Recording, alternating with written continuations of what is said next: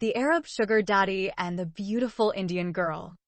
A novel by Dr. A. Ahmed. This is a one-sided love story between a rich old Saudi man and a beautiful, poor Indian girl. It was written in English and translated into Arabic by Dr. A. Ahmed. It is a romantic tale that was narrated in 6 books. Book 1. The Arab Sugar Daddy falls in love with a beautiful Indian girl. Copyright. All rights are reserved. No part of this book may be reproduced, stored in a retrieval system, or transmitted in any form or by any means without the prior written permission of the author except by a reviewer, who may quote brief passages from the review for printing in a public newspaper, general magazine, school journal, or university article. All characters in this novel are fictitious and any resemblance to real people, living or dead, is purely coincidental. Chapter 1. The life of the beautiful poor Indian girl before she met the rich old Saudi sugar daddy. Life is a harsh reality for the majority of people in India. For the poor, every new morning brings with it many struggles for survival, and the night shrouds in its darkness questions of life and death. The destitute go without food for days, and it is not uncommon for some to starve and die in the streets like stray dogs abandoned by their owners. In big cities such as Bombay, Calcutta, Madras, and New Delhi, many people are homeless, living on the streets, in railway stations, or shanties of discarded packing material and rags. Many can ill afford 3 meals in a day, and for most, breakfast is a luxury. The untouchables eat food by chance, whatever they can find, and those not adept at foraging will eventually meet their end in filthy gutters. Poor Indians usually live in a slum, which is not fit for the housing of animals. For this reason, the Oscar-winning movie Slumdog Millionaire called the inhabitants of these slums dogs. Of course, they are not dogs, but dogs in the West live in better conditions than these living dead. There are no toilets or bathrooms inside the slum residence. Members of the family are left to use public washrooms, which are filthy as hell. Bathing is rare, and when it happens, women will bathe in the slums while the males would bathe either in an open public area or wait for the rainy season to rinse off their emaciated bodies. Their environment, for those used to the relative luxury of urban living, is unimaginable for those who have yet to walk the lanes of the slums. Of course, the condition of the slum dwellers is considerably superior to that of the untouchables who have no shelter or roof over their heads. A typical small-sized hut shanty measures about 4 meters square. In this square box, you are likely to find a mother and a father with their 6 children, accompanied by all 4 of their grandparents. Imagine 12 people making a home in an area no larger than a typical Western washroom. Slum abodes have no windows or plumbing system. The sight of filthy rags and a cistern of water will greet anyone entering a slum abode. There are no televisions or radios, and computers are unheard of. If you tell the Indian slum dwellers the computer is the name of a new prophet who appeared in Japan, they will believe you. Our story begins with one particular Indian Muslim family living in a multicultural slum area. In a small-sized dwelling of about 2 by 2 meters live a poor Indian Muslim family consisting of a mother and a father with their 6 children and all 4 of their grandparents. The hut in which they are living has no windows or a toilet. It has nothing except filthy rags scattered everywhere and a small jar of water. They have no radio or television. Their immediate neighbors across the muddied lane is a Hindu family of 8. The hovel behind their shanty hut is occupied by a Buddhist family, which besides the Lord Buddha, also deified Dr. Ambedkar, the father of the Indian Constitution. Their immediate neighbors are Hindus, each family revering a different god. One worships the goddesses Durga and Kali while the other centers their lives around the elephant god Ganpati, which is called in English Ganesh. In Hinduism, there are 33 crores gods, 330 million gods. The visitor to India would find in every city and every area a different god or goddess being worshipped. Hinduism is loosely used as an umbrella term to cover thousands of different religious beliefs among the Hindus. The only common factor uniting all these various beliefs is the caste system, which has persisted to the present day. Most of the other dilapidated huts surrounding this poor Muslim family are inhabited by Hindus except for one. Another Muslim family is eking out a miserable existence not far from the hut. These Muslims differ in their beliefs by virtue of their spiritual leader, Aga Khan. This sect believes that Aga Khan is a manifestation of Allah on earth and a walking talking Quran. The Aga Khan devotees live decidedly better than their neighbors. Although both Muslim families live nearby in different huts, there is a remarkable difference between the two, and that difference will become clear as our story unfolds.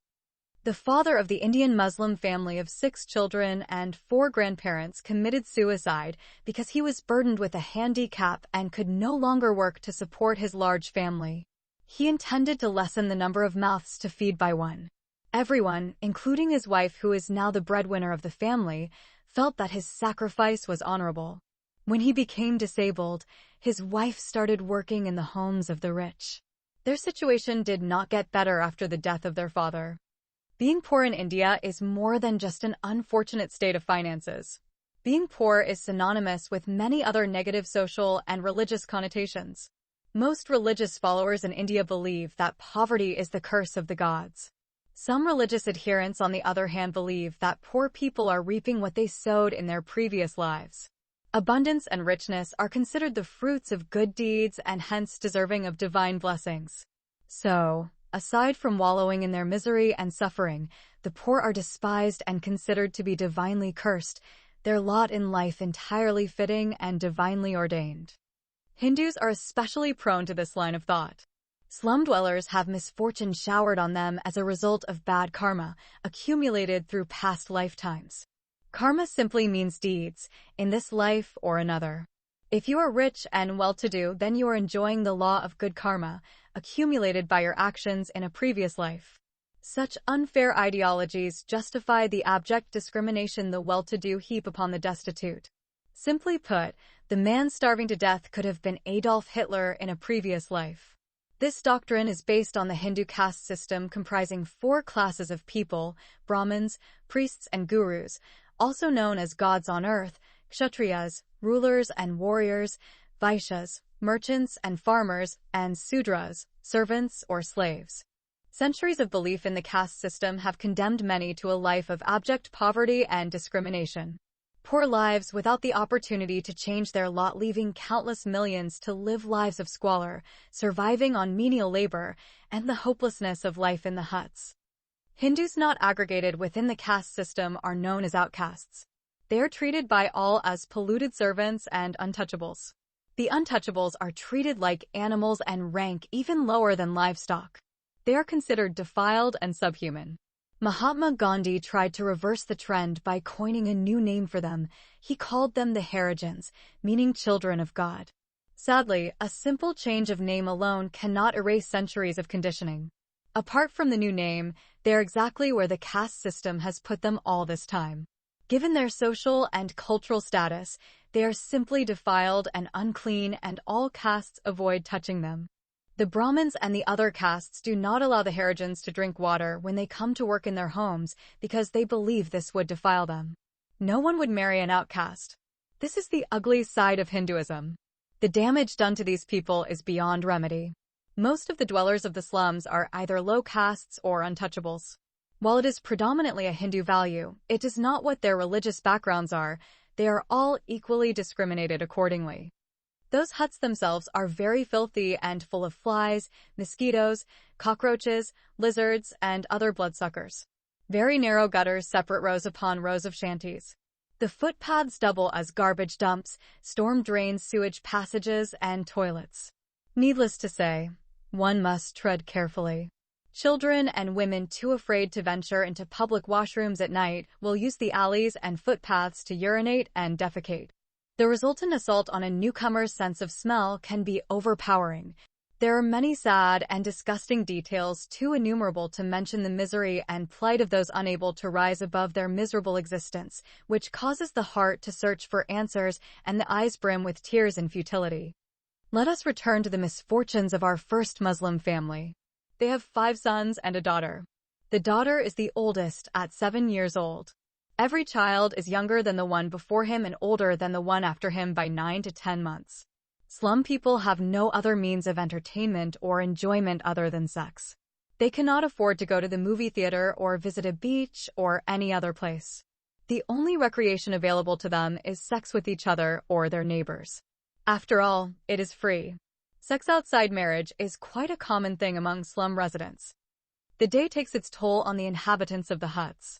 A working day lasts from sunrise to sunset, and rest is uppermost in the mind of one who has worked all day to earn a pittance. Usually, parents of poor families work from early morning until late evening. When they return home overcome by the fatigue of the day, they quickly fall fast asleep. The desire, however, stirs a man or a woman sufficiently rested, and despite the rigors of the day, a husband will find it in himself to satisfy the urge to make love to his wife.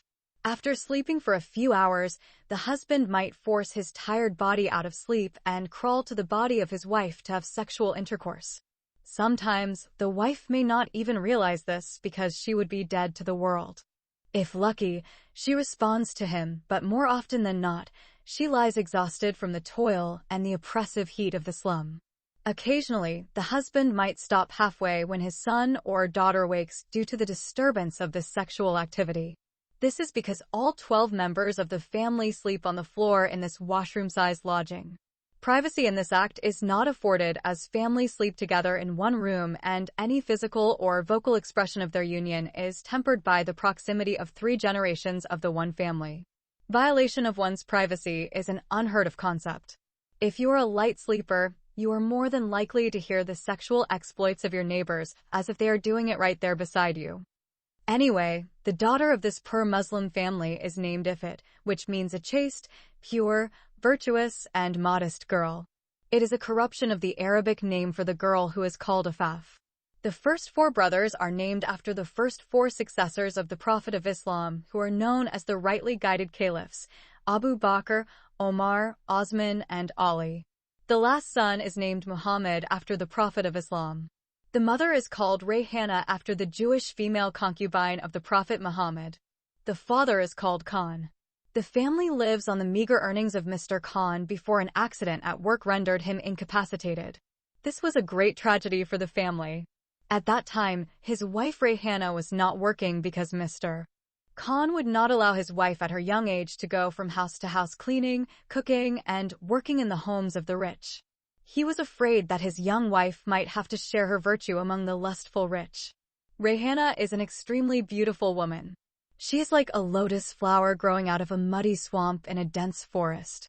For those not in the know, the lotus thrives in very muddy and dirty water, but the petals of the lotus are of the most lustrous white, which never seem to stain from the water of its sustenance. After Mr. Khan's accident, which necessitated the amputation of both his legs, he was forced to allow Rayhana to seek employment in the homes of the rich. This set him into depression, as he could not bear the guilt and the shame of allowing his young stunning wife to go from house to house, exposing herself to all kinds of abuse and harassment. His situation was made worse by the fact that no one in the family was strong enough to move him, even for the simple task of relieving himself in the public washroom. The humiliation of not being able to exercise simple dignity made him seek ways to end his life. At first, Mr. Khan thought of burning himself, saving his family the trouble and the expense of keeping him alive. He realized that that method might leave them without a hut and shelter, as his hut was a fire hazard. He could not electrocute himself, as they have no power supply. There is no medication he could take to pass away in his sleep or kill him painlessly. Not being well informed, he did not know he could just cut his wrists and bleed to death. He had no rope to hang himself, and even if he had a rope, where would he fasten it? If he tied it up to the shaky roof, the hut might collapse without killing him. In that case, he would merely end up destroying his family's small hut and live to face the dire consequences. That would be another unnecessary tragedy for his poor family. Mr. Khan thought of many ways to kill himself, but none were practical and would result in dire consequences for his already destitute family. At last, Mr. Khan took his life in a very painful and cruel way. He stabbed himself in the heart with his knife and died. As he predicted, his wife had only to wash his blood off the floor of the hut after the government workers came to carry his corpse away. The government extends help to those who cannot afford to bury their dead due to their adversity. Mr. Khan died without a pension, for in India, only the families of government workers are entitled to collect the pensions of a family member. After his accident, Mr. Khan was not given any kind of workers' compensation or disability benefits. There is nothing of that sort in India. Like all other third-world countries, India does not have a government-assisted welfare benefits program. If you don't work, you starve to death. In India, starving to death and dying on the streets is an everyday occurrence. After her husband's selfless suicide, the entire responsibility of her 6 children and parents and her in-laws rested on her shoulders. Her parents and those of her late husband are aged, but ambulatory. The 7-year-old Ifit is the main caretaker of her 4 grandparents and 5 brothers while her mother is at work. Although merely a child, she has to babysit her brothers and mind her grandparents. She even learned to cook and did most of the work for her poor family. By the way, slum dwellers do not like to send their children to school. Of course, no one could blame them for that. Besides, education is not compulsory in India. The decision to educate their children or not is a choice left entirely to the parents. Children as young as 6 and 7 years old are allowed to work in India. There is no such thing as child labor legislation or child abuse in this regard. As long as the child is strong enough to carry a tea tray full of 6 or 7 cups of tea, he can be put to work. None of the 6 Khan children is attending school. Mrs. Khan did not send her daughter Ifit to work in the houses of the rich Indians because of the fear of exposing her to sexual abuse and harassment, or even rape. Nonetheless, shortly after the death of her husband, Rayhana Khan allowed her 6-year-old son, Abu Bakr, to clean tables and serve water to customers of a nearby tea shop. The owner of that shop is a Muslim man, and that is why he agreed to allow Abu Bakr to do light jobs for him and pay him the same as the other street urchins who do more advanced jobs like making and pouring tea and sweeping the floor of his small tea shop. Besides being young and beautiful, Rayhana Khan is a smart woman too. Although she had never been to school and could not read and write, she learned from her employers how to write out her name and signature. Howbeit, her contact with those rich people helped her to learn things about the outside world. A constant worry she has is being sexually harassed by the male members of these rich families, but she knows that if she has to leave every house because of that, she would never find work to help her feed her own large family. The owners of those houses sometimes give her their unwanted dresses and clothes for her and her children. She is truly fortunate in that sometimes she is allowed to take to her hut leftover food and to eat food and drink water while in their employ. At least she is a Muslim and not a Hindu low caste or untouchable Harijan, which saved her from the unnecessary trouble of being treated like filth. Besides that, her young age and extreme beauty played an especially important role in her being treated with slightly more decorum and allowed her to carry more flavor. Interacting with rich families, Rayhana learned that a woman's beauty can be used to earn more money and live a better life. She does not intend to sell her body, but she came to realize that in the Middle East, many young Indian women are working in wealthy Arab homes, earning good wages. Arabs love Indian women because of their marvelous beauty and hard work. Rayhana became fully aware of her strong feminine attraction and gorgeous beauty only after her husband died, and she began to work outside the home. Before that, her beauty was wasted, hidden in the rubble like a beautiful flower growing amongst the tombs. Her late husband never allowed her to step out of her hut until his accident deprived him of his ability to work and support his family. Only after his accident is the beautiful Rayhana at liberty to show her youth and beauty to the outside world. Chapter 2. The beautiful Indian Layla meets a wealthy old Saudi business tycoon. Rayhana has set her mind on taking full advantage of her young age and beauty, leveraging off her physique, and working for wealthy Arabs. The money she can earn will be pivotal in raising her poor family's standard of living. She came to know that wealthy Arabs come every year during the monsoon rains to spend time in Bombay because most of them live in desert countries and very rarely do they have rain. Some of them bring working visas with them and sell them to recruitment agencies.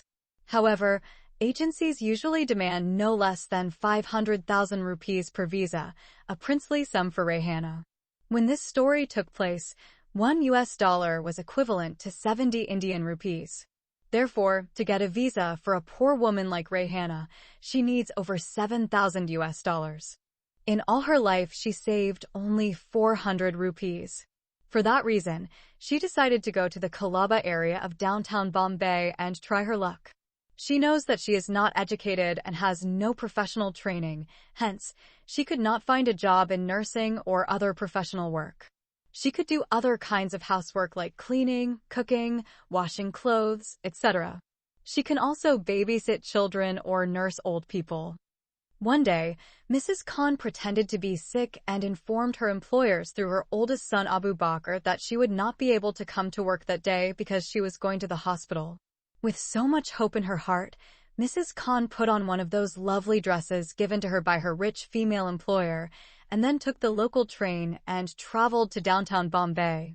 It took her an hour and a half to travel from the huts of Dharavi slum to the Colaba area. Luckily, the local train has a special compartment for ladies only. Albeit, as soon as she reached Churchgate station, men began to tease and flirt with her. She ignored them and continued her trip to Colaba. She does not want to spend money on hiring a taxi, so she asks a woman to show her how to get to Colaba. The woman pointed out the general direction and she began to walk to her destination. While she is walking from Churchgate to Colaba, Rayhana's head is turning like a table fan. She has never seen skyscrapers before. Looking at the tall, beautiful buildings of Nariman Point, her head and neck are swaying from left to right, back and forth, as if she is searching for her one lucky star amidst a sea of celestial bodies. She even collided a couple of times with people walking along the street and then stumbled over the pavement and fell off. But every time she got up quickly and continued her walk. The asphalt street appeared to her as if she was walking on a road made of black glass. She has never seen such a beautiful street before. In her slum area, the roads are very rough and full of holes, stones, and garbage. Thousands of tons of garbage and containers littered the streets of the slums, always full and overflowing. Some people never bother to throw their garbage inside the containers because there is simply not enough room.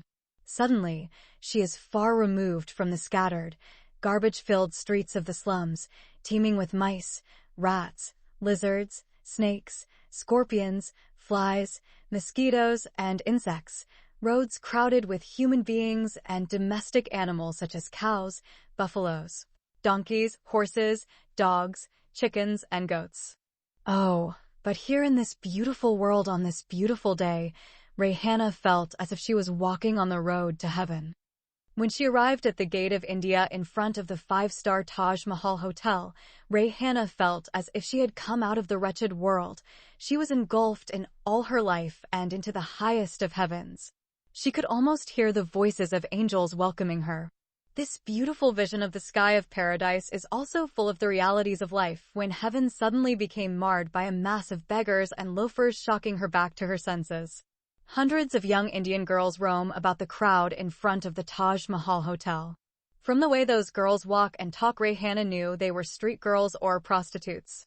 Then, grabbing her attention, she could not believe her eyes when she saw young Indian boys and girls sitting on the beach lip-kissing without so much as a word of caution from the passers-by.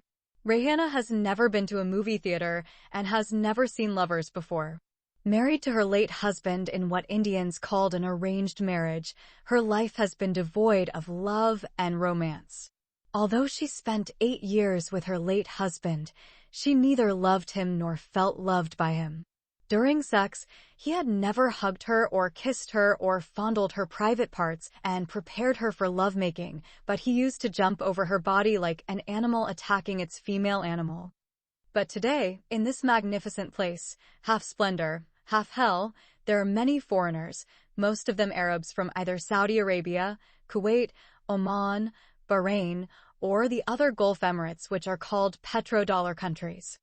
Rayhana knew they were Arabs because of their Islamic clothes, similar to the ones she had seen in pictures of Muslim pilgrims on their way to the holy city of Mecca. Rayhana is an exceptionally simple and naive young woman. She thought that if she just walked up to any one of those Arabs, she would get a working visa to an Arab country and they would accept whatever little money she had in her pocket. She does not carry a purse because she does not want to spend money on unnecessary things. After pacing up and down and roaming for some time, Rayhana saw an old Arab man sitting all alone. He appeared to her in his late 60s. She thought that such an old man would not be interested in women anymore. With 400 Indian rupees in her pocket, she walked up to him and began to talk to him in Hindi. The old man understood nothing of what she is saying to him.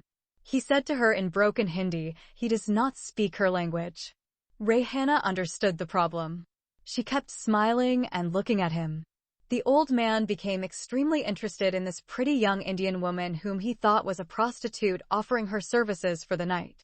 In his desire to have her, he is sure he could strike a deal they both would be happy with. He waved his hand to a young Indian boy and requested him to translate what the young woman is trying to say to him. The young boy speaks Arabic and tells him that the young Indian woman is looking for a working visa to an Arab country. When informed of this by the young lad, the old man became disappointed that this pretty young woman is not a prostitute girl and is looking for a work visa instead. Nevertheless, he ignored her request and asked the Indian boy to ask her how much she would ask for spending the night with him on his bed. The boy understood what the Arab man wanted and decided he could profit from this situation.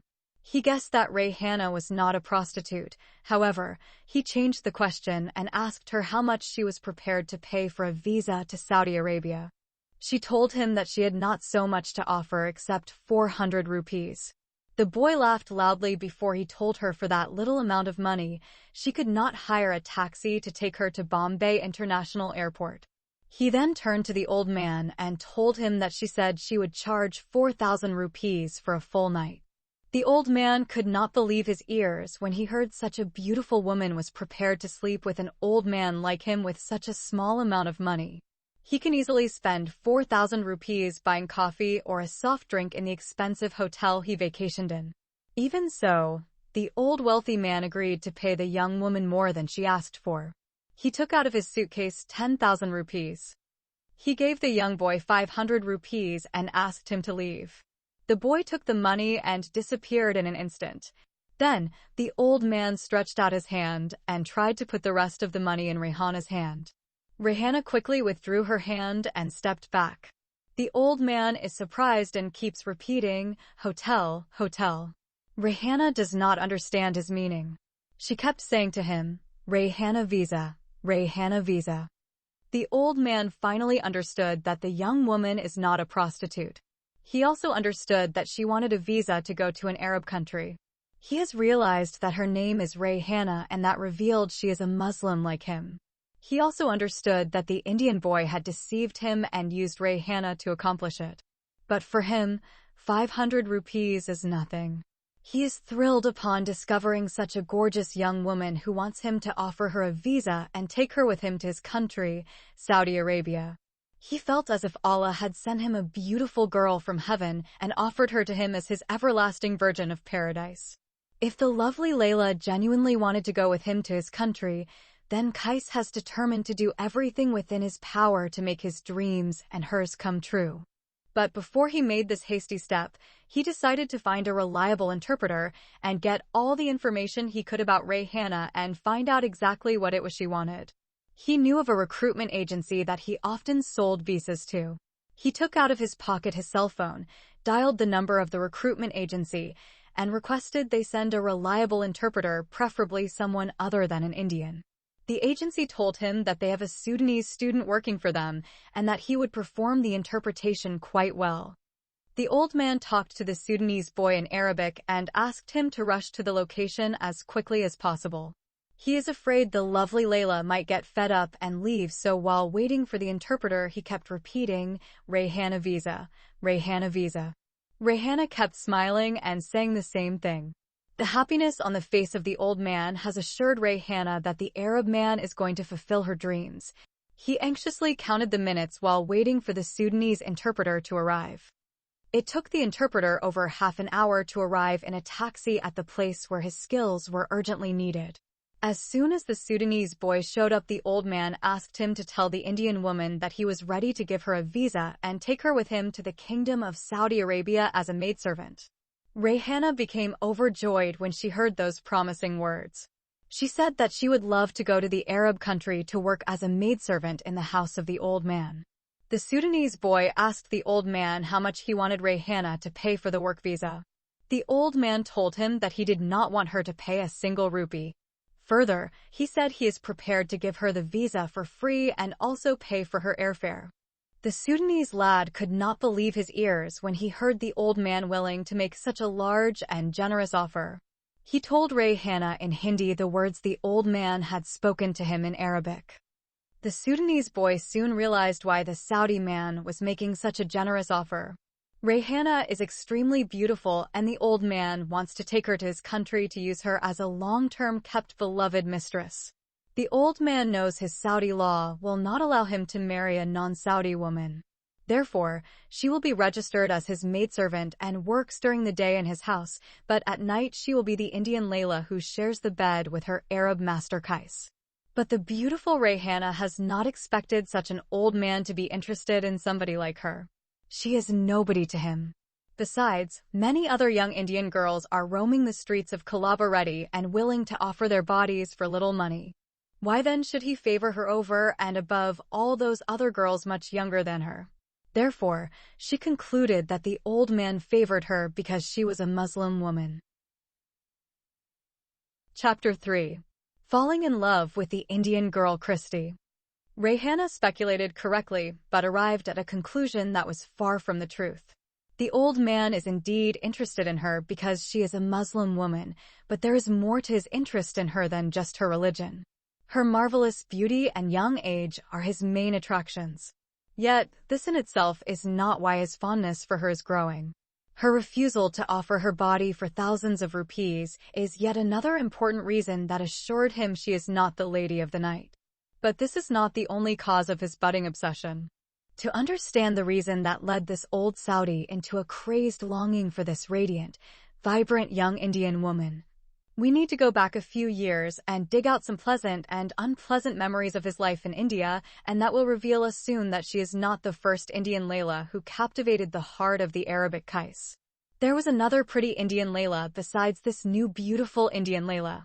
But the great significant difference between the two, the former Layla was an infidel Christian girl, whereas this new Layla is a Muslim girl. Other than that difference, both young women are Indian girls and they are extremely beautiful and have extraordinarily sexy bodies that kindled the fire of lust in the body of the Arab Qais, and therefore he decided to get each Layla by hook or crook. The wealthy business tycoon is called Sheikh Firoz bin Ahmed. Sheikh Ahmed came to India for the first time 5 years before. At that time, he was just 64 years old and had 4 wives, many sons and daughters and grandchildren. He married more than 4 women in his life, but the Islamic Sharia law would not allow him to keep more than 4 wives at the same time. All of his wives were Saudi.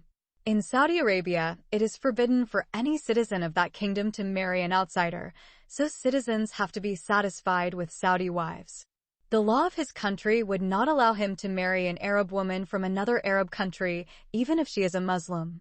Let us recall the case of a Saudi princess who fell in love with an Egyptian national, a man who happened to be one of her many foreign servants.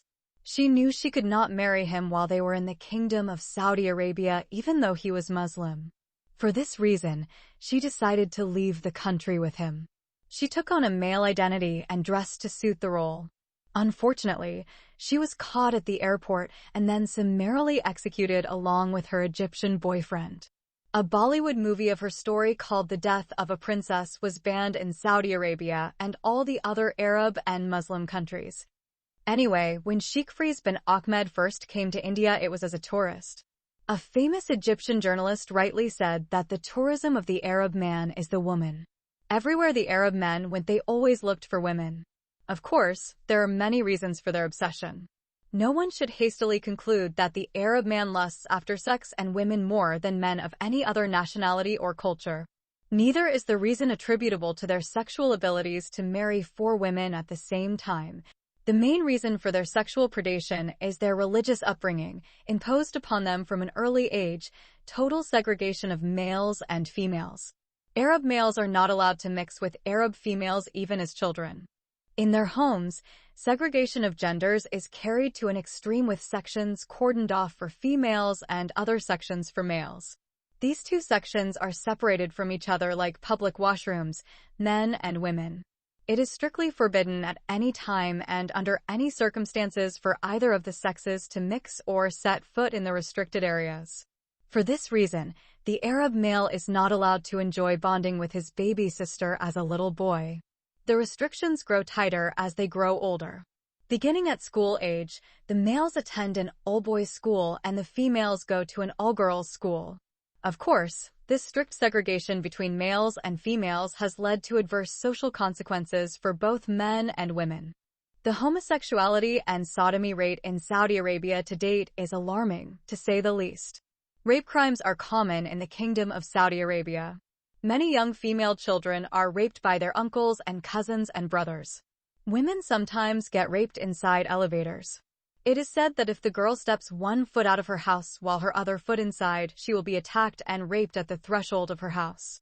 In the villages, whenever young boys find the chance, they will catch their sisters and either sodomize them or just dry hump them from behind until they ejaculate their semen on those females' clothes. Sheikh Fries bin Ahmed is neither a womanizer nor a sexual pervert. He is just another run-of-mill Arab suffering from sexual frustration due to the strict social segregation between females and males. If he had sex with 100 women, he would still not be satisfied. By the way, in Colaba sometimes you can see an Arab man with as many as 7 Indian prostitutes in a hotel room. Many times, whenever the Bombay police decide to crack down on prostitution, the front page of the newspapers would feature a story of an Arab man caught with half a dozen prostitutes in his hotel room. The funniest thing would be the fact that not all these prostitutes might be Indians. Some of them would be from Nepal. Although Nepalese girls are not as pretty as Indian girls, Arabs still prefer them.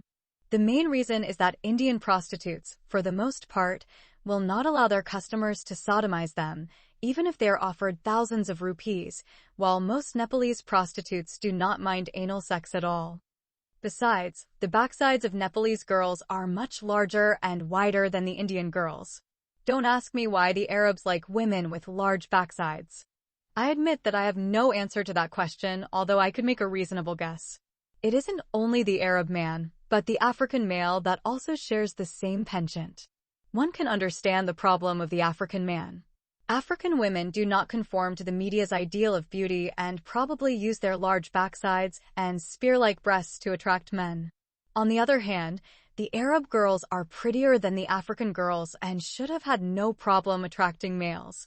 Howbeit, due to the segregation between the sexes and the total concealment of her face and her other feminine qualities, the Arab woman was forced to develop other means to attract the opposite sex.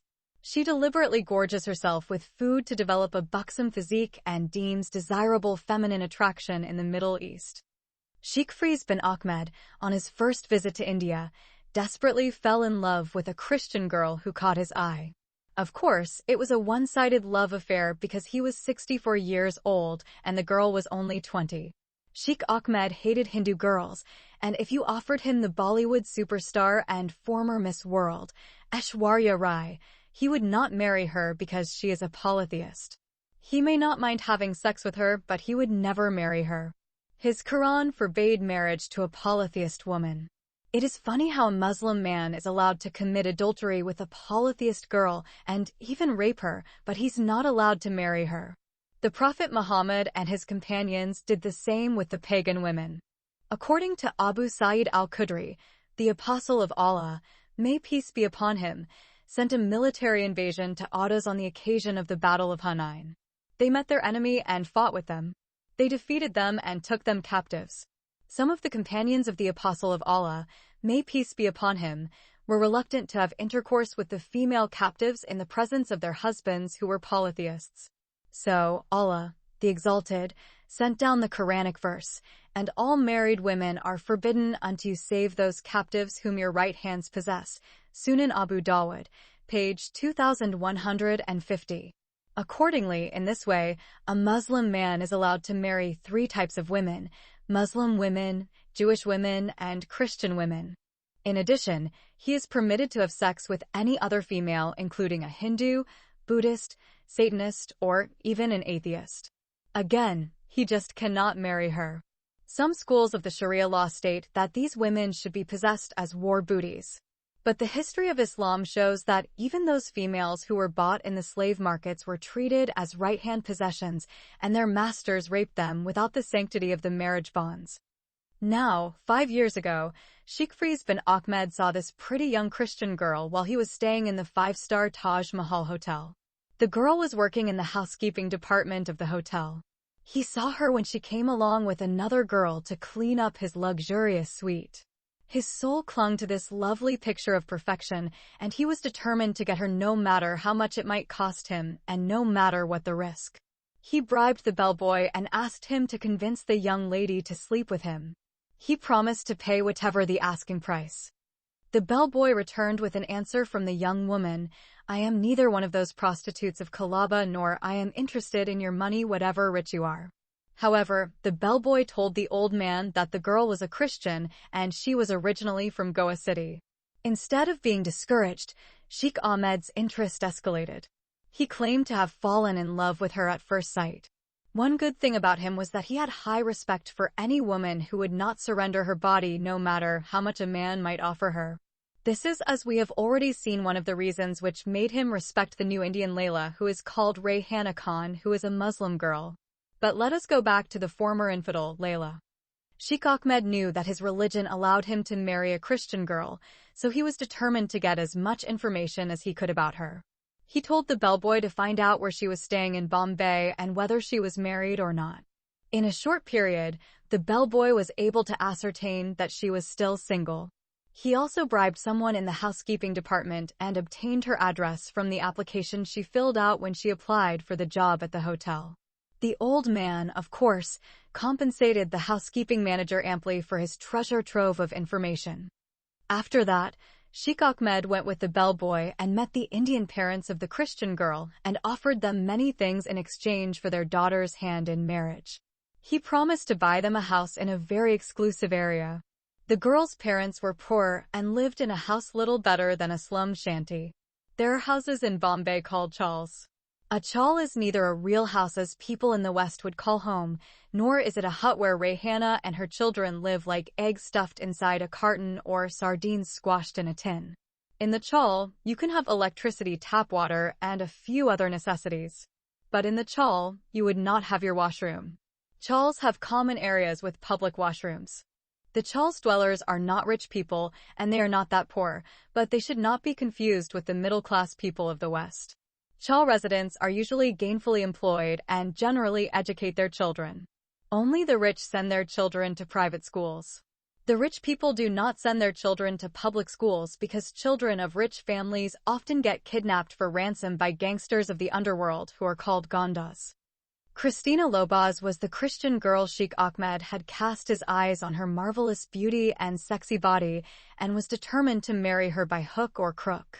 Her family and friends referred to her as Christy. She studied up to grade 11. She was the eldest in her family and had 4 siblings after her. Her father was a drunkard and rarely went to work. He had been fired many times due to his heavy drinking. Because of the father's alcoholic binges, it was a daily struggle for Christy's mother, who was trying to raise her and her 2 brothers and 2 sisters. When Christy was in grade 12, her mother lost her eyesight and became blind. Consequently, the teenage girl Christina left school and began to work. At this young age, she had to contend with being sexually harassed wherever she worked. Christy then fell in love with a handsome Indian boy called Bobby. He was a Christian too. Although Bobby was also from a poor family and living in the chawls, he was an exceptionally intelligent young man. He worked in small hotels and motels in Bombay before he finally went to work in the Gulf country of Kuwait and worked there for 2 years. He could not marry Christy because he had a huge responsibility towards his large family. He had to take care of his 4 brothers, 5 sisters, and his parents. He made a promise to Christy that one day he would come back to India and marry her and bring her with him to live in the rich country. Unfortunately, Saddam Hussein invaded Kuwait and Bobby, like many other foreign workers, had to run for their lives. He returned to India empty-handed and could not fulfill his promise to marry his dream girl, the one he loved so deeply. Instead, he went back to his small job in a motel and continued to support his family. Although Bobby was struggling to support his family, he still went to Christie's parents to express his love and proposed to marry her. Christie's parents strongly rejected this proposition and kicked him out of their small house. About that same time, Christie had already started working housekeeping at the Taj Mahal Hotel.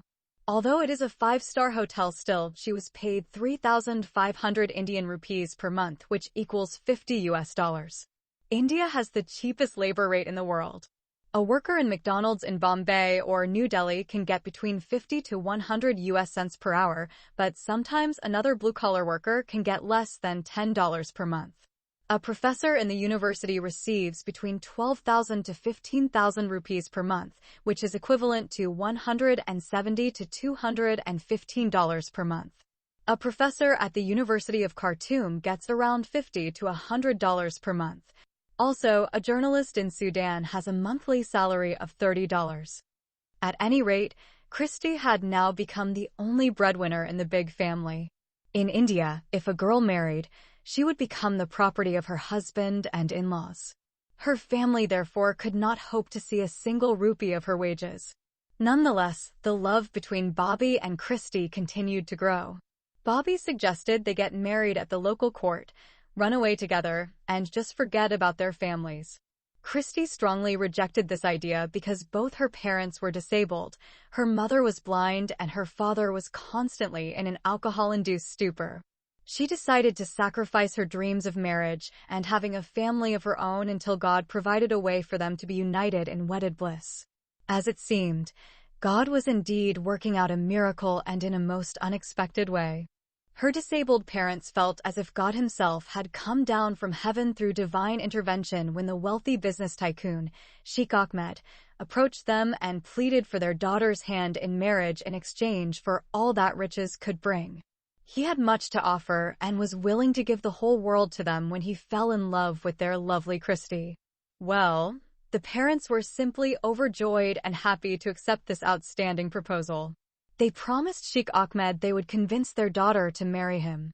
They were not in the least bothered about the old man's age. This didn't disturb them at all, nor did they consider their daughter's love for her boyfriend, Bobby. They imposed considerable pressure on their daughter until she succumbed to their demands. At first, Christie refused and strongly rejected this marriage proposal. She threatened to burn herself alive if her parents tried to force her to marry such an old Arab geezer. But then she soon started to have second thoughts on the matter. She calculated and studied her options. She needed to wait for at least another 10 years until all her siblings would finish their education and begin to work and support themselves. At that time, her boyfriend might get tired of waiting and decide to marry someone else without all the hassle. Moreover, after 10 years her age might be another factor for her Christian boyfriend Bobby and his family to reject her. Christie then realized that the rich Saudi sheikh could be a shortcut to fulfill her dreams and marry her true love. Before she commits the old man, she talks to her lover Bobby and discloses to him her secret plan. Although hesitant, her boyfriend found her plan to be the only anchor that would snatch them from their desperate situation and move them closer to their goal of being together. Chapter 4. The debt has been paid through her hired beautiful body. The secret plan of the intimate lovers was set in motion. Christie should marry the wealthy aged man, but she established certain conditions. One of her conditions was she would stay in her own country to oversee the welfare of her disabled parents and small siblings. If he wanted to marry her, he had to agree to this term and she would accept his betrothal. She would remain a resident of India and he could travel between the two countries to visit her. Not only did Sheikh Ahmed accept this condition, but he was exceedingly overjoyed to hear of it. It was exactly what he had in mind. He knew that the law of his country would not allow him to marry a non-Saudi woman and bring her to his country. Secondly, the kind of marriage that Christie asked for was called in the Sharia law, Zawaj al-Masyar. Al-Masyar is an official marriage institution in Islam, which allows for a lesser form of relationship between a man and a woman other than the normal marriage arrangement. The regulations governing Al-Misyar do not require that a married couple stay together, but Al-Misyar allows the man to have another wife in addition to his primary wife. The Misyar wife is expected to live with her parents, and her husband can visit her according to a predetermined schedule or agreement. The Al-Misyar marriage has been practiced in Saudi Arabia and Egypt for many years. Christie also demanded that Sheikh Ahmed should buy one house for her and one house for her parents and siblings. In addition, he should give her a dowry of 1 crore rupees, which is equivalent to 50 million Indian rupees. This is equal to $715,000. If she works all her life in the Taj Mahal Hotel, she will not make 1% of that huge amount. Moreover, she asked him to buy a brand new Maruti car for her. Sheikh Ahmed agreed to buy the 2 houses, give Christie 50 million rupees as dowry, and buy the new car. Howbeit, he came up with an important stipulation. His requirement was for Christie to stop working immediately at the 5-star hotel and be a housewife instead. Christie gladly accepted this condition because it would relieve her from the drudgery of working long, hard days for meager wages. When both parties came to an amicable agreement on the terms that were beneficial to each other, the marriage took place. Sheikh Ahmed spent only a couple of weeks on a honeymoon in another 5-star hotel in Bombay called the Oberoi Hotel with his new Indian bride Layla, and then flew back to his country. As soon as he returned to his country, Christie convinced her Christian lover Bobby to move into her beautiful mansion, which had been bought for her by her filthy rich Saudi husband Sheikh Ahmed. This is more than she could have asked of her wonderful God and Creator, to be able to enjoy all that life had in store and the wealth supplied to her by her rich Saudi husband. And what's more, she is now enjoying every moment of it with her Indian boyfriend. In those days, Sheikh Ahmed had 4 Saudi wives. He divorced one of them to make room for his young Indian wife.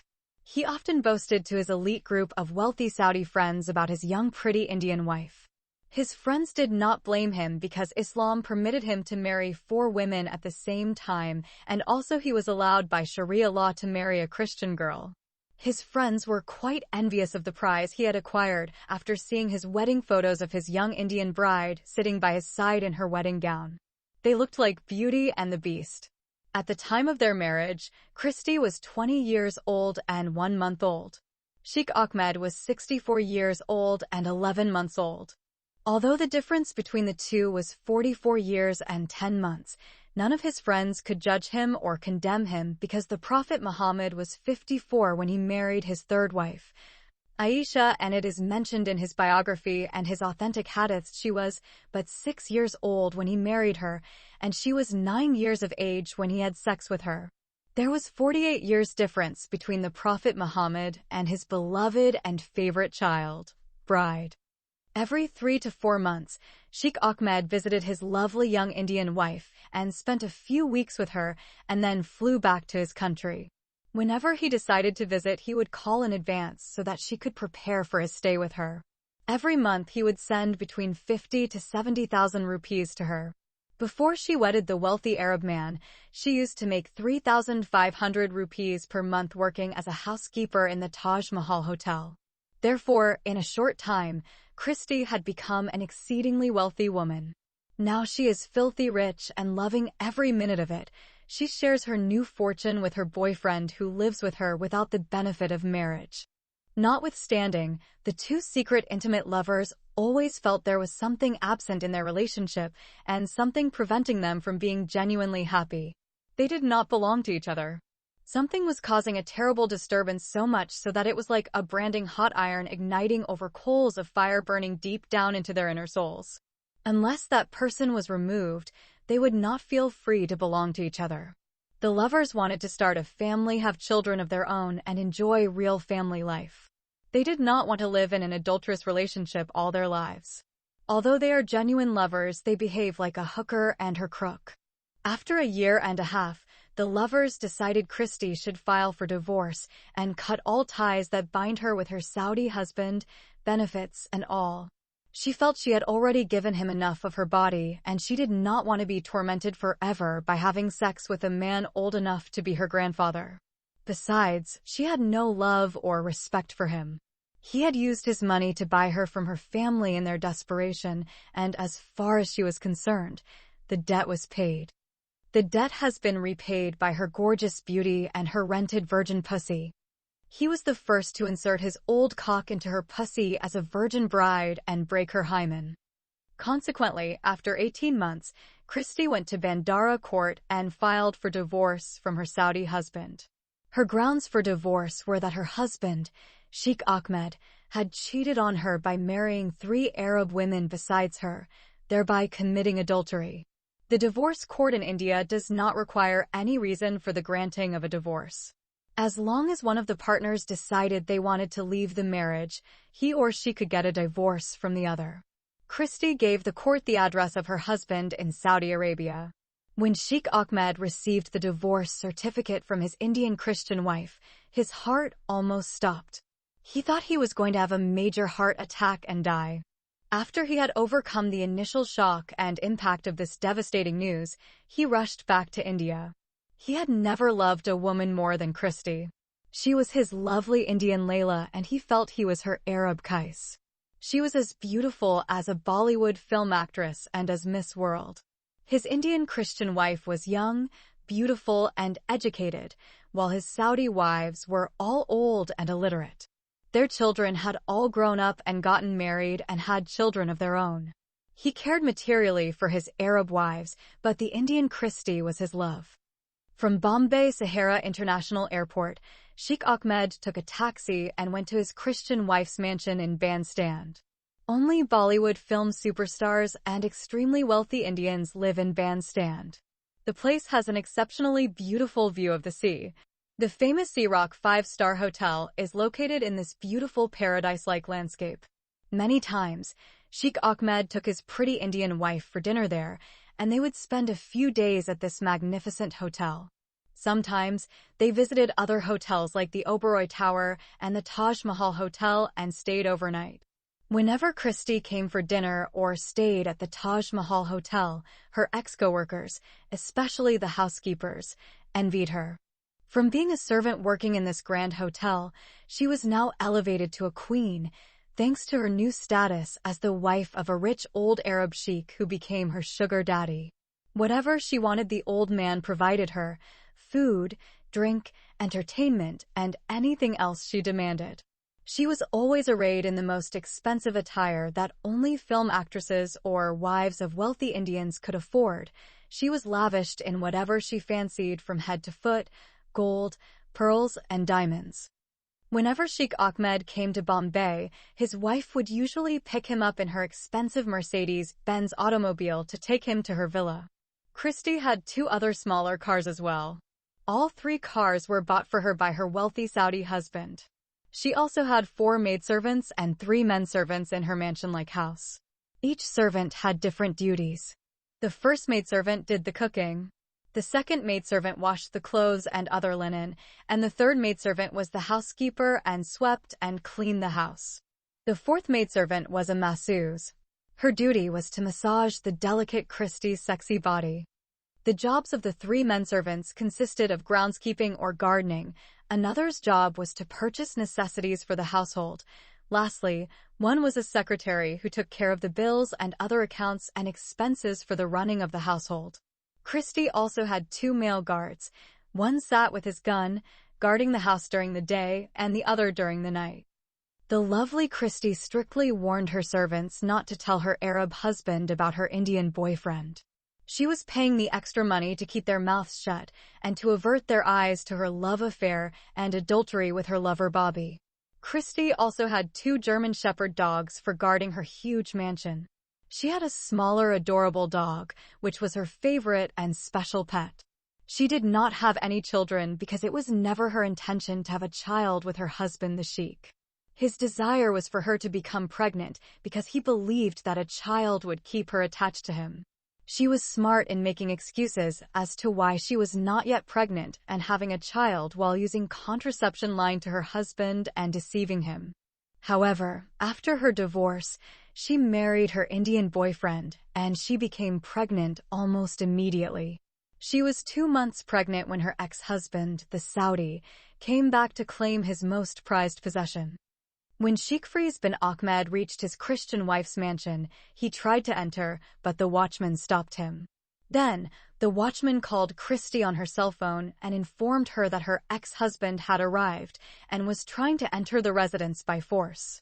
Christy and her new husband came at once and confronted the angry old man. Sheikh Ahmed's anger intensified when he saw another man holding his beloved wife's hand. In his Muslim country of Saudi Arabia, if a man came to his home and found a strange man with his wife, he would kill him and her in an honor killing, and the law would protect him in defending his honor. But he is now standing on Indian soil, and Christy is not a Muslim woman to be scared by his threats or his anger. Nevertheless, Sheikh Ahmed continued to aggressively force his way into the house. He has been barred entry by Christy's new husband, to whom the old man was certainly no match. Bobby is a big and tough guy and would have squashed the old goat like a bug. Sheikh Ahmed shouted at Christy, "Who is this man, and why have you allowed him to enter my house in my absence?" "This is my husband, Bobby, and this is my house and it's in my name." Sheikh Fries bin Ahmed could not believe his ears when he heard his beloved Layla saying she had married another man, and she had shamelessly claimed that he no longer had a right to enter the residence. A woman would never say something like that to her husband in a Muslim country and expect to survive. Her husband would strangle her to death or cut her into bits and pieces, and her blood would be upon her head, for the law would be on his side in this matter. He would not be condemned by anyone or prosecuted by any court of law, and he would be hailed in his society as a great hero, receiving praise and glory for his bravery. If there is ever a need for an honor killing, this is it. But Sheikh Ahmed could do nothing to exact justice that day. When he refused to leave, his former Christian wife Christy called the police, and he was escorted off the property in an undignified manner, one befitting an unwanted guest and trespasser. After he had been kicked out of his house by the Bombay police officers, the angry old man sought help from some foreign students studying at Bombay University who had come from various Arab countries. But the Arab students collectively advised him to forget about this Christian infidel woman and return to his country. They told him that if he tried to harm his Christian ex-wife or her new husband, he would land in jail and rot in an Indian prison. Sheikh Ahmed did not listen to the advice of the foreign students. He is the kind of arrogant Arab man who does not accept defeat easily, especially when it comes to his honor. Therefore, he is determined to seek revenge and right this wrong. He took with him one Sudanese student and sought the advice and aid of a lawyer who was also an Indian Muslim. The lawyer knew only too well that the secular Indian law could not force a woman to stay with a man she did not want to live with and had already divorced. He also knows that his client was unable to obtain compensation for all the money he spent during his marriage or for the 2 houses he bought for his former Indian Christian wife and her family. His client could not receive recompense for all the money he spent during his marriage or for the 2 homes he had bought for his ex-wife and her family. Both houses were registered in Christy's name, and that was that.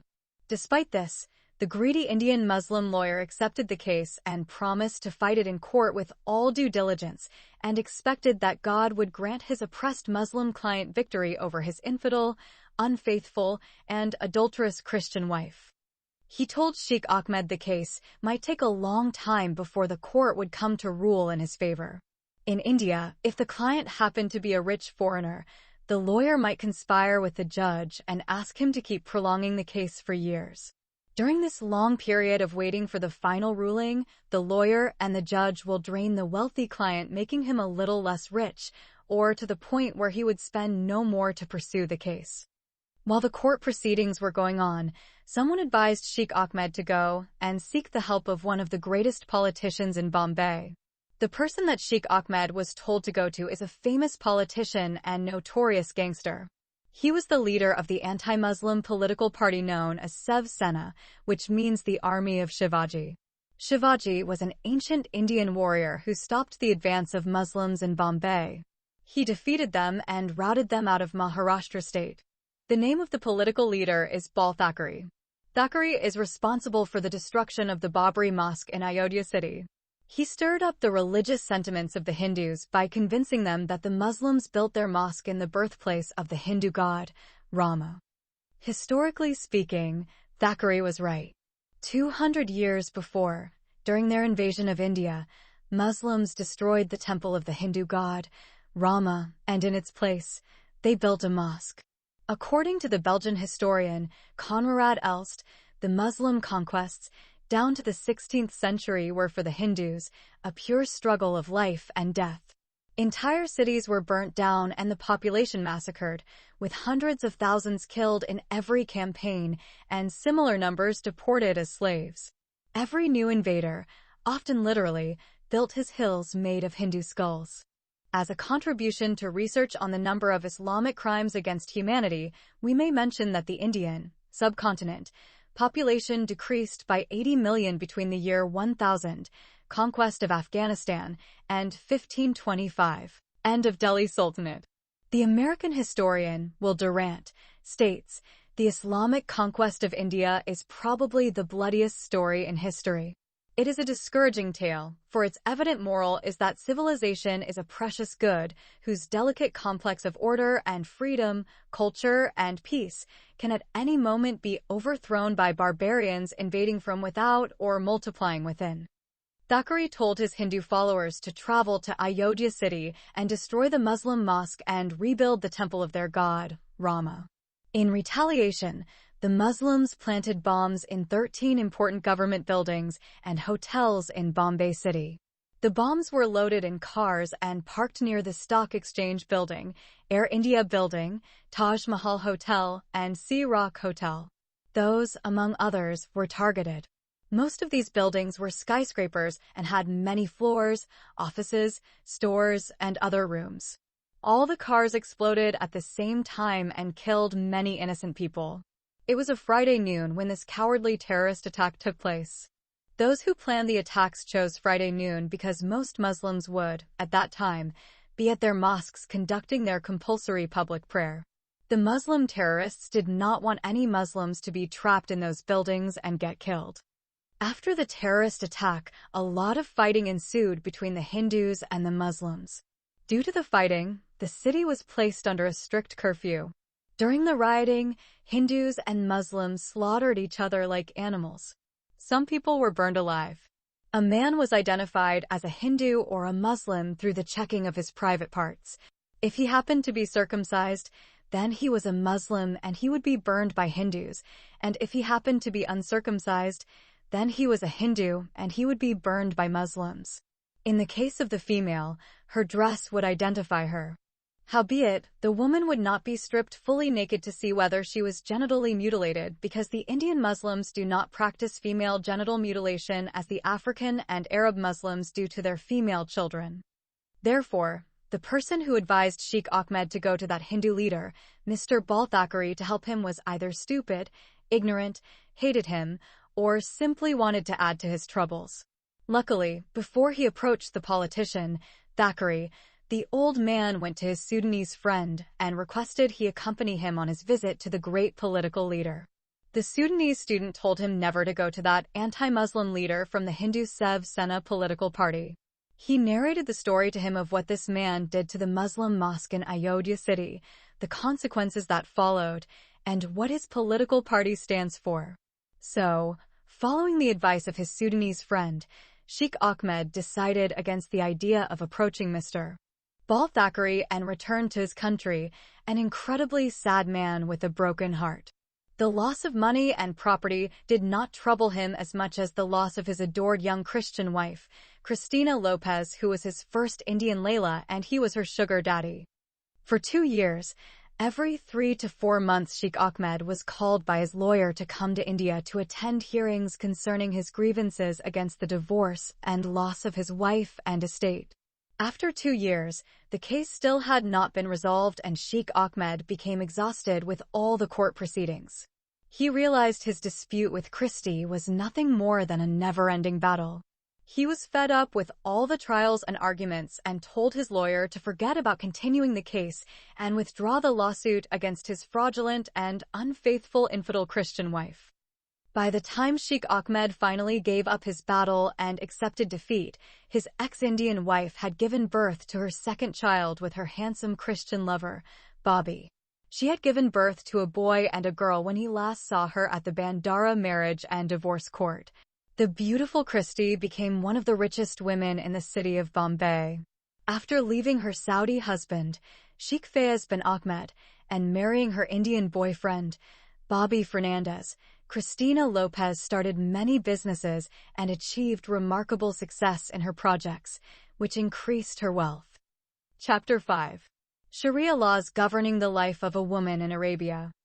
On the day the new lovely young Indian woman, his new Muslim Layla, approached him and requested a visa to work in an Arab country, Sheikh Ahmed's hope and pride were instantly resurrected. He felt as if Allah had again offered him love on a silver platter, recompense for all that he had lost and endured. Rayhana is much younger than Christie and 1,000,000 times more beautiful. Above all, she is not an infidel like his former wife, the Christian who cheated on him and stole his wealth. One strange thing, although the Quran condemns Christians and Jews and labels them infidels, brothers of monkeys and pigs, Muslim men are still permitted to marry their women. I think the founder of Islam created a major bungle. Why would he condemn a people as infidels and unclean, liken them to monkeys and pigs, and yet allow his followers to marry their daughters? I just cannot get it. I guess Muhammad could not resist the feminine attraction of his 14-year-old Christian maidservant, Maria the Copt. This perhaps explains why he created the license to legitimize his adulterous dalliances with his teenage maid, younger than his daughter Fatima al-Zahra. Maria was an Egyptian Coptic Christian girl who was not even Muhammad's captive slave. The Quran allows Muslim men to have sex with their female captives without marrying them, Surah Al-Nisa 4, verse 3. No verse in the Quran permits sex with maidservants. This minor exclusion did not seem to be any great difficulty for Muhammad or prevent him from sleeping with his maidservant out of his marriage bond. Following the example of Muhammad, some modern Muslim religious clerics issued fatwas justifying having sex with maidservants from Indonesia, Pakistan, India, and Somalia. Again, Maria, the Copt, was not a female captive of the Prophet of Islam. The Coptic Christian king of Egypt, Makakis, gave her to him and she became his domestic maidservant. She was doing work for all of his 11 wives. Every day she was sent to a different house to help one of his many wives with her household chores. The narrators of the biography of Muhammad stated that one day, Maria was working in the house of the Prophet's wife, Hafsa. Suddenly, the Prophet ordered Hafsa to go to see her father, Omar ibn al-Khattab, because he might be sick. Although Hafsa did not want to go to her father's house, the Prophet was very persistent. When she arrived at her father's house and found him well, she quickly returned to her house. I guess Hafsa knew something fishy was going on and realized the Prophet had tricked her. She arrived at her house just in time to discover what the Prophet was planning to do in her absence. Upon her return, Hafsa caught the Prophet having sexual intercourse with Maria in her room and on her bed. She became angry and shouted, "O Prophet of God, in my house, on my bed, and in my night."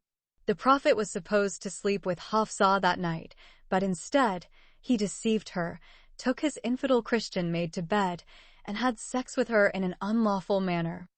Afraid of the anger of his other wives, and especially of his most beloved Aisha, the Prophet apologized and promised Hafsa that he would never touch Maria again if she would keep the matter top secret. But his words were to no avail. Hafsa talked out and revealed the adultery of her husband with her maidservant, and the matter became known until reached the ears of Aisha. When his beloved Aisha confronted him and most probably reproached him for his improper act with the maidservant, the Prophet claimed to have received a revelation from heaven that justified and legalized his action with Maria. O Prophet, why holdest thou to be forbidden that which Allah has made lawful to thee? Thou seekest to please thy wives, but Allah is often forgiving, most merciful. Surah Al-Tahrim 66, verse 1. As soon as Aisha heard the so-called divine justification, she said to him, "Why should I see your God in haste to satisfy your whims?" At any rate, this time, the sugar daddy Sheikh Ahmed decided to be a little wiser and act cautiously because he had learned some valuable lessons. His past mistakes have cost him dearly and deprived him of the love of his life, the beautiful and sexy Indian Christian girl Christie. He even remembered what the Prophet said: the Muslim believer should not be bitten twice from the same hole. This means that he should not allow the same Indian cobra to bite him twice. So, following the example set by his Prophet, the Sheikh decided this time to play his cards well. His calculated mind reasoned that he should not rush things and not be too generous, too quick, or make great promises. This time, he should take his new beloved Layla with him to the land where women are deprived of all their rights, imprisoned in homes, and treated like prisoners and domesticated animals. Remember the hadith of his messenger in which he said that 4 things cannot be trusted: time, money, sultan, and woman, even if you have been with her for a long time. In his Muslim country, a woman could never dream of disobeying him or kicking him out of his house, or daring to bring a man into his home to sleep with him in his bed and have fun with him in his absence. The Quran allows a man to beat a disobedient wife, and the father his rebellious daughter, and the brother his bad sister. Surah Al-Nisa 4, verse 34. But here in Hindustan, the land of the infidel Christians and the idol worshippers among the Buddhists and Hindu polytheists, the law prefers the rights of women and allows a wife to cheat on her husband and divorce him for reason or without reason.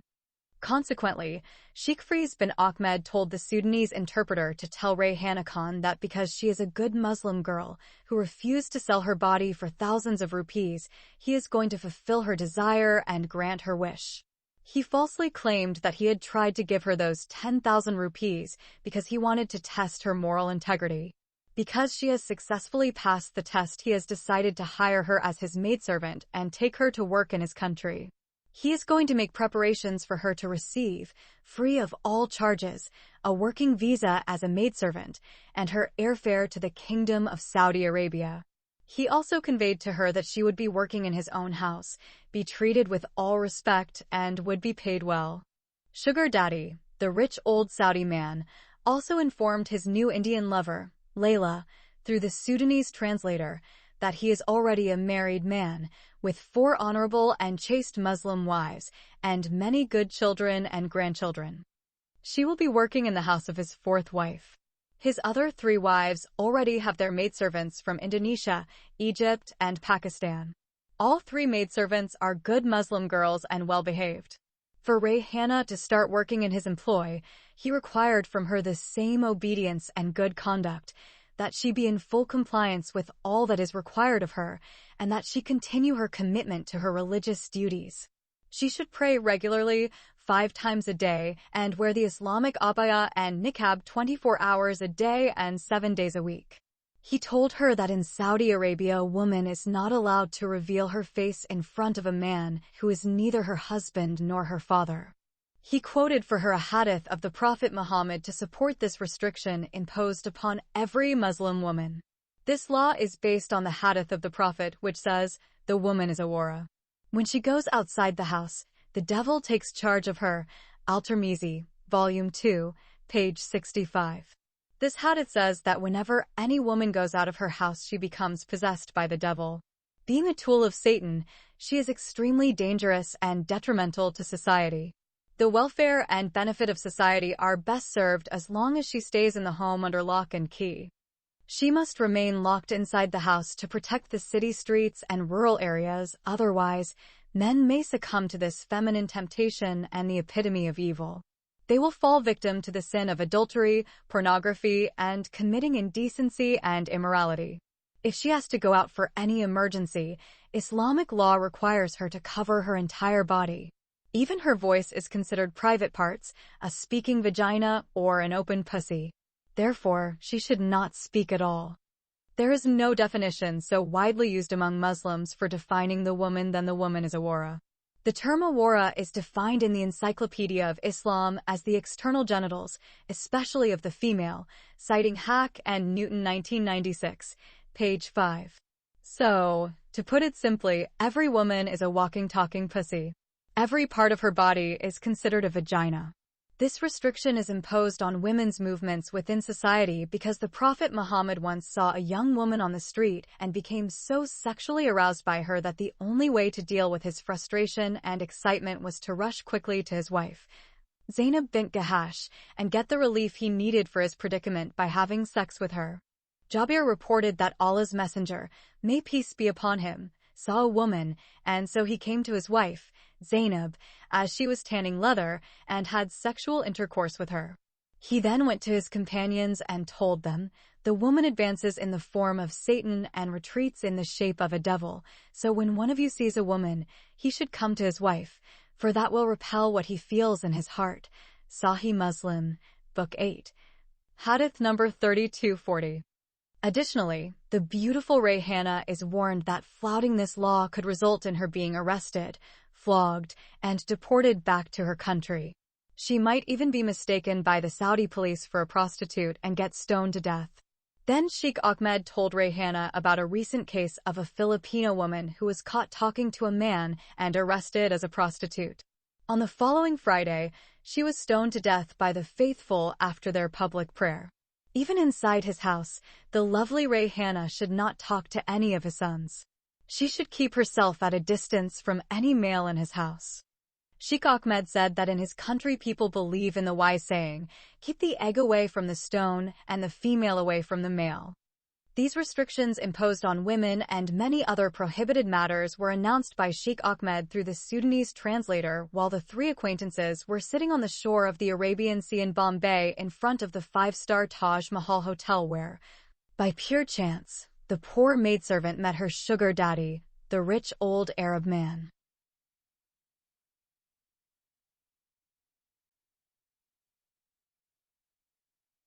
Afterward, Sheikh Ahmed requested that his newly found beloved and most treasured woman come to the office of the recruitment agency the following day so that travel preparations could be completed for her journey to the Kingdom of Saudi Arabia. This time Sheikh Ahmed decided to be out of the picture until everything is processed and his beloved Muslim Layla is ready to be sent to him in his country. He then phoned the recruitment office and told them to make all the necessary arrangements for his maidservant. Rayhana has no passport and has no clue what the word passport means. From her employment with several rich families, she thought all an Indian woman would need is a visa to go to one of the rich Muslim countries in the Gulf. She believes that as soon as a visa is obtained, all she has to do is say goodbye to her family and fly immediately to her new promised land. Being naive and unsophisticated in worldly matters, she thought the visa would allow her to board a plane and travel overseas. She does not know a person has to purchase a ticket and book a flight on an airplane. She does not know that to get a working visa in Saudi Arabia or another Gulf country, she has to pay for the recruitment office at least 300,000 rupees. Then, her ticket and airfare would be an additional sum of 50,000 rupees. On top of that, the agency charges a fee to expedite the process of obtaining a passport since the normal waiting period for such a document is between 6 to 12 months. The agency office's modus operandi would be to bribe the passport officials to expedite the issuance of a new passport in only 3 weeks. To get a passport in that short period, the agency has to bribe at least 100 employees at the passport facility. Otherwise, getting a passport in an overpopulated city like Bombay with 19 million citizens might take close to a year.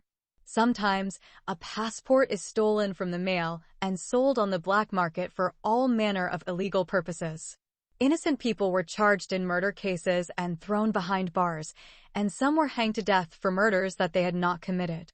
Sometimes, the postman would purposely hide the passport and not deliver it over to the legal owner until he got a share in this extortion. Imagine a city of 19 million inhabitants with only one single passport office. For applicants to get a chance to reach the window to submit applications, they will have to arrive as early as 4 a.m. if they want to reach the window before sunset, and that is if they are fortunate. While standing endlessly in the queue, they have to endure the blazing heat of the sun during the summer or the heavy monsoon rain during the rainy season. Sometimes, if a passport office male employee saw a young pretty girl coming all alone to apply for her passport, she should not expect to get her passport except in exchange for a sexual favor. A sexual favor might not work alone in itself unless it is accompanied by a financial payment as well. Sexual harassment is such a common thing. It is not easy for a female to escape becoming a victim. They are easy games for those who prey upon fragile, defenseless females. These sexually frustrated men are like flies or mosquitoes everywhere. They love crowded places. There is no public place in Bombay that is not crowded. Many of these lustful predators would not ever dream of getting married due to their utter poverty, homelessness, and wandering. Being without a home is not unusual in Bombay, and many of the poor live in the railway stations. The most famous place for homeless people is the Victoria Terminal, or VT station as it is commonly known. It is the largest railway station in Bombay and is named after the British Queen Victoria. Albeit, the Shiv Sena political party, headed by Bal Thackeray, changed its name when the party won the election. It is renamed Shivaji Terminal. Nonetheless, people still called it the VT station. Although the hut dwellings are better places than the railway track shacks, poor people still set up residence at the sides of the railway tracks. What they live in could not be called homes by any standard. Mostly beggars and sexually frustrated men live in those shacks, homes made out of discarded boxes and rags that could hold no more than 1 or 2 people. The dwellers of the shacks by the railway tracks have no public washrooms and are forced to urinate and defecate at the railway tracks. With no bathroom, they cannot take a bath and have to wait for the rain to wash them off. Sexually frustrated males hunt females wherever they can find them. A sexually frustrated man loves being on an overcrowded bus or local train. Shielded by the masses of people and the anonymity it affords, they lean and caress any female within reach. It is uncommon for a beggar to purchase a ticket for traveling by bus or a local train since money is an issue. He is what is termed a non-ticket passenger, one who jumps inside any crowded bus or local train and is disregarded by the conductor when he is found to be without a ticket. However, other passengers, judged by the conductor as being more than capable of buying a ticket, are arrested and charged 10 times the fare of the bus or train. Sometimes, such people will be forced to clean the local train station as a punishment for traveling without tickets. This has taken us too far from the lovely Rayhana and her desire to go to the Kingdom of Saudi Arabia, so we shall now return to her problem of obtaining a passport in the overpopulated cosmopolitan city of Bombay, and the uncountable hassles involved. As we mentioned, Rayhana is naive and knows truly little about the difficult procedures involved in traveling overseas. Some Indians sell their homes and properties to meet the costs involved in traveling to a Gulf country or for immigrating to Canada or Australia. Rayhana needs at least 400,000 Indian rupees or $5,714 to meet the cost of her work visa and air ticket to Saudi Arabia. The day she met Sheikh Ahmed in front of the Taj Mahal Hotel, she had on her person her savings of 400 rupees, which she naively thought could buy her a visa and ticket to travel to a rich Arab country. As the first interpreter, who cheated Sheikh Ahmed, stole his money and then ran away, had told her 400 rupees would not even pay for a taxi to Bombay Sahara International Airport. Despite that, her persistence that day led her to meet by chance a wealthy Saudi sheikh, a man who had been captivated by her marvelous beauty and youthful appearance, and his mission was to get her to his country of Saudi Arabia, no matter the means. He agreed to cover all her travel expenses from India to the Kingdom of Tartarus, her visa, her air ticket, and her passport. Sheikh Ahmed told the travel agency not to take from Rayhana Khan a single rupee. Before he flew back to his country, the old man handed over the working visa for his lovely Indian maidservant to the recruitment agency and purchased her airfare. Then he promised to reimburse the office for any other costs that have been incurred in preparing Rayhana's travel accommodations. He asked the travel agency to hasten the process and fly his lovely Indian Layla over to her Arab Kais as soon as possible.